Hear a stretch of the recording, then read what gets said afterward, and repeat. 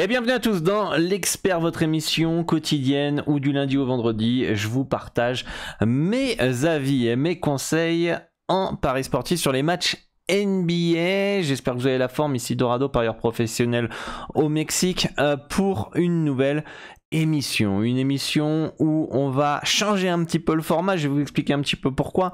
Parce que déjà, ça me prend moins de temps d'enregistrer comme ça à la volée les différents matchs au lieu de faire un montage, etc. etc. Et deuxième chose, sur YouTube, ce qu'il faut bien comprendre, ce qui est important, c'est le watch time, c'est-à-dire que la durée de la vidéo que vous allez regarder dans celle-ci pour montrer que vous êtes intéressé. Vous allez du début à la fin au niveau de la vidéo. Et ça va, en plus des commentaires, en plus des likes, dire à YouTube que la vidéo elle est intéressante, que les gens ils la regardent du début à la fin. Ça fait débattre dans les commentaires, ça parle, ça like, etc. Donc du coup je vais la recommander. Et en fait ce que je me suis remarqué avec l'ancien, le format, le nouveau que j'ai essayé de mettre en place au niveau de cette saison, c'est que il ne favorisait pas du tout ce fameux watch time, d'accord, parce que tu avais des petits malins qui regardaient, ils lançaient la vidéo et puis hop, ils cliquaient à l'endroit où il y avait les images et hop, ils avaient les avis qui étaient potentiellement intéressants.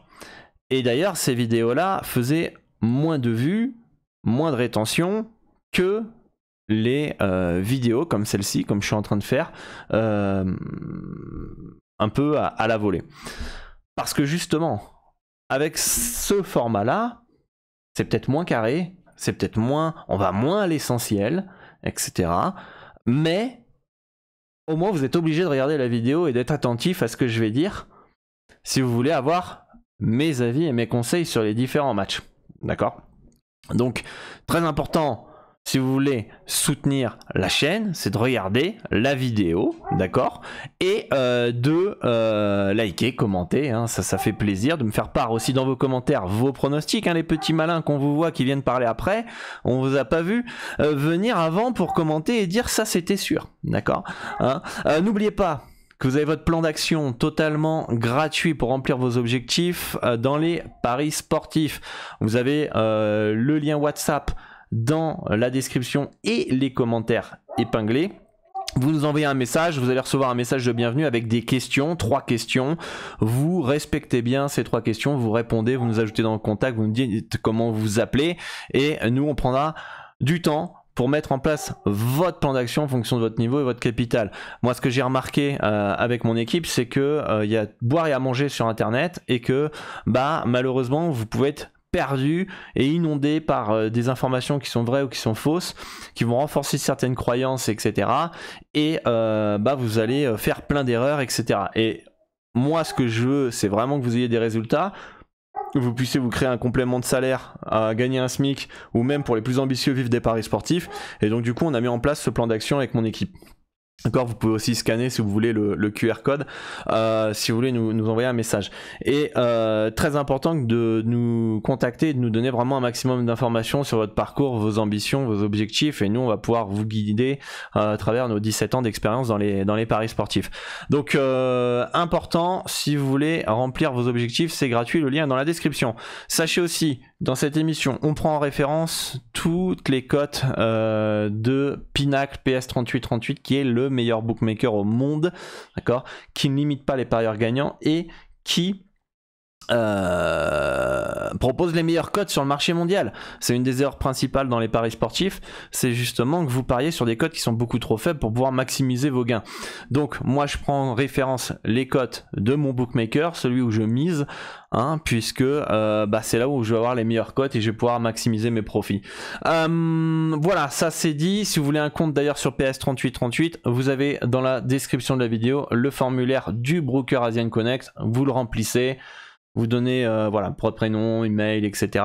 Et derrière je vous mets un petit tuto vidéo, comme ça vous pouvez être accompagné pas à pas. Mais de toute façon, vous inquiétez pas, ils vont aussi vous contacter sur WhatsApp pour vous accompagner dans votre création de compte. Donc ils vont vraiment vous avez juste à remplir le formulaire et après vous laissez guider sur WhatsApp par un membre de l'équipe d'Asian Connect et vous allez voir que vous allez avoir votre compte en quelques minutes. Voilà. Ce soir, Playing Tournament, les amis. Playing Tournament, premier dans l'histoire de la NBA. Donc on va voir ce que ça va donner. On a 2 matchs.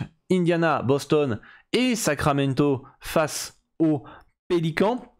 Alors, ce Playing Tournament, je sais pas trop, vous me direz en commentaire ce que vous en pensez, mais je sais pas trop si ça a vraiment intensifié et augmenté l'enjeu dans cette saison. Moi j'ai vraiment eu l'impression que les matchs tournament qui ont eu lieu pour la qualif, voilà, c'est si on pouvait les gagner tant mieux, si on les gagnait pas tant pis, et j'ai pas senti qu'il y avait un sentiment d'urgence. Je pense que là par contre c'est sur une élimination directe, d'accord, et une fois que je pense que t'es qualifié, que c'est le tournoi, en plus il y a une petite pause NBA jusqu'à la fin de ce tournoi là, d'ailleurs ça je suis pas sûr que ça soit une bonne idée dans le sens où bah peut-être que des équipes qui ont plus d'ambition vont se dire bah non mais moi je m'en fous, je vais pas me forcer pour me qualifier, et puis en plus en même temps je vais avoir une petite semaine de repos. Donc on va voir. Je pense que l'esprit de compétiteur des joueurs va faire que bah ils vont vouloir aller la gagner quoi. Tu joues pas des matchs de qualif devant tes fans là pour ce soir Indiana et Sacramento pour pas te qualifier. D'un point de vue femme par contre je pense que ça peut être réussi ce petit tournoi. Donc on verra. Premier match Indiana face à Boston. Boston par logiquement favori. On a un moins 5,5 ici selon les bookmakers, selon PPS 38. Boston 1,50. Moi mes projections donnent une victoire 123 à 121 en faveur, 124 à 121 si on arrondit en faveur de Boston, donc ils partent logiquement favoris. On pourrait penser que Indiana plus 5,5 pourrait être légèrement intéressante, mais là on a une info qui est importante, c'est Haliburton qui est Game Time Decision. Je pense qu'il va jouer, mais est-ce que Indiana va prendre un risque avec son meilleur joueur? Je sais pas. Donc ça va être une information qui va être hyper importante à prendre en compte. On a un cut selon mes projections de 245 points, on a un 243. Là encore une fois tout dépend un petit peu de l'engagement des joueurs. Si ça joue en mode playoff alors on pourra avoir plus de défense. Si finalement on essaye de le gagner mais tant pis, si on gagne pas, je pense que ça changera rien.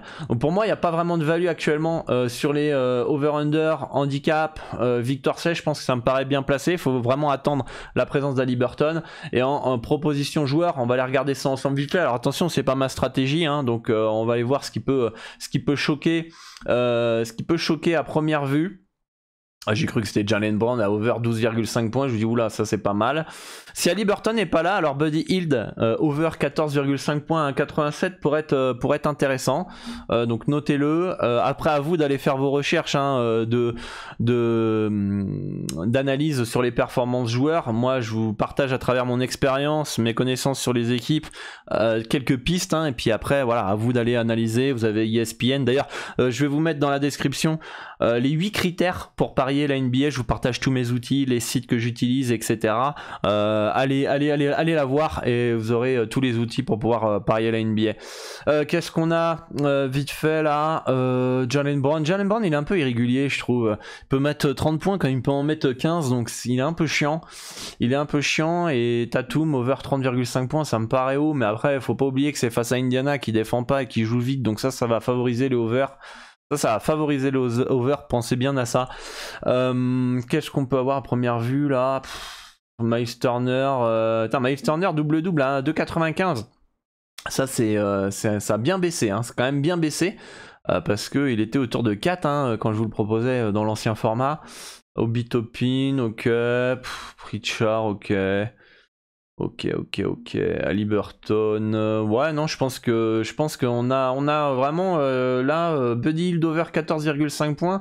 Ça me semble la seule chose qui me semble intéressante sur les performances joueurs. Donc dites-moi en commentaire si vous avez d'autres trucs qui vous plaisent sur ce match là.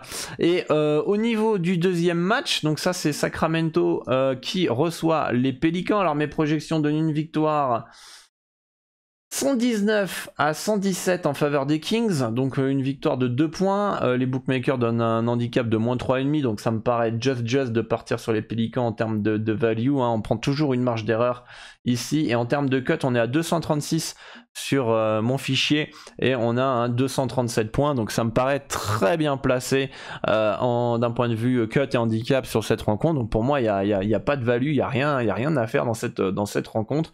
On va aller voir vite fait les joueurs. Brandon Ingram, over 1,5 panier à 3 points à 2,50. Moi j'aime bien la cote, après c'est pas non plus son périmètre de jeu, c'est un bon shooter, il est capable d'en mettre 2, 2,50, mais après je trouve qu'il a pas un assez gros volume, 4-5 tirs à 3 points en moyenne par match, c'est pas ouf, mais voilà, 2,50 c'est plutôt pas mal. D'ailleurs ça fait combien en termes de probabilité, hop, ça fait 40% de probabilité qui passe 2 paniers à 3 points. Bon, je pense qu'un match sur 2 il peut le faire, hein, donc il peut y avoir value, c'est important, faut chercher des value bets les amis, faut pas chercher à trouver Madame Irma, est-ce qu'il va le faire ou pas le faire, faut trouver des cotes qui sont mal ajustées, dont la probabilité elle est plus importante que celle qui est prévue par les bookmakers, et si vous prenez plus de value bet sur le long terme que de sous-value, eh bien vous gagnerez mathématiquement de l'argent si vous êtes en flat betting. Ça c'est hyper important à bien prendre en compte ce critère de value bet les amis. Qu'est-ce qu'on a d'autre? CJ McCollum, attention, il revient de blessure, à voir comment il est limité en temps de jeu ou pas. Sabonis, ok, ouais, bon, première vue là qui paraît pas foufou. Non, première vue, pas grand chose sur ce match-là, à part peut-être Brandon Ingram a tenté la cote. Malik Monk, over 14,5 points. C'est un gars qui peut scorer, qui peut prendre feu à n'importe quel moment. Why not? Encore une fois, à vous d'aller chercher les informations, analyser de votre côté. Première vue, je pense qu'il est capable de le faire. Capable de mettre du 15-20 points, je pense, par match. Je connais pas sa moyenne, on va peut-être aller pouvoir voir là-dessus. Malik Monk, putain, comment on peut faire? On va aller sur Sacramento ici. Est-ce qu'on a Sacramento? Faut être abonné. Je suis pas abonné, donc on peut pas. Bon, bah tant pis. Donc allez vérifier sa moyenne. Normalement, le cut il est autour de sa moyenne de 14,5 points. S'il sort de quelques matchs un peu de merde, ça peut être un bon spot. Et Zion Williamson, over 5,5 rebonds. Je pense que, vu ses qualités athlétiques, encore une fois, je pense qu'il peut tourner à 6-7 rebonds en moyenne par match. Je pense qu'il est vraiment sous régime d'un point de vue de ce secteur-là. Alors après, est-ce que son physique, parce qu'il était longtemps blessé par le passé, autant il a des consignes, il va pas trop chercher le rebond offensif comme il faisait avant, soit pas trop agressif là-dessus, les impacts, essaye de limiter les impacts, les sauts peut-être. Donc autant il est un peu bridé par rapport à ça, mais moi je pense qu'il est clairement capable de prendre 7-8 rebonds en moyenne par match, sans aucun problème. Il a les qualités pour. L'over 23,5 points, Zion Williamson, why not? Je suis un peu gêné par lui parce que, comme je vous dis, il peut se blesser assez facilement, donc voilà. Donc moi j'irais plus sur un Zion Williamson over 5,5 rebonds, un Malik Monk peut-être over 14,5 points d'un point de vue performance joueur les amis. Voilà, dites-moi en commentaire ce que vous avez pensé de ce format, est-ce que ça vous plaît? On va voir si on a plus de vues, on a plus de rétention, plus de watch time à l'avenir, mais en tout cas je vais jongler par rapport à ces formats en fonction de mon temps, mais c'est important pour moi de trouver le bon juste milieu entre vous donner de la valeur totalement gratuitement et en même temps voilà, faire augmenter la communauté. N'oubliez pas de nous contacter sur WhatsApp pour votre plan d'action. Alors attention, il y a beaucoup de demandes, donc on va peut-être pas vous répondre dans la minute, donc soyez patients, mais en tout cas on va tout faire en place. On va tout mettre en place pour vous accompagner, tout simplement, de A à Z en fonction de votre capital et de votre niveau. On a, comme je vous l'ai dit, j'ai 17 ans d'expérience dans les paris sportifs. Donc voilà, je suis passé par des vertes et des pas mûres et je peux vraiment vous accompagner pas à pas. Et c'est unique en France, il n'y a personne qui prend le temps de faire ça dans les paris sportifs. Voilà, on va espérer passer un bon play-in tournament là, in-season tournament, ça s'appelle comme ça. Et moi je vous souhaite bonne chance pour vos pronostics et je vous dis à très vite pour une nouvelle émission. Ciao ciao.